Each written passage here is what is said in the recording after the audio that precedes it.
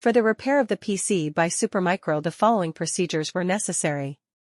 Replacement of various electronic components and general cleanup of the unit. For testing we use 24-volt DC power supply. When we connect the PC to the power supply, we observe that the PC corresponds accordingly and the screen lights up. No further testing is possible due to the absence of additional units.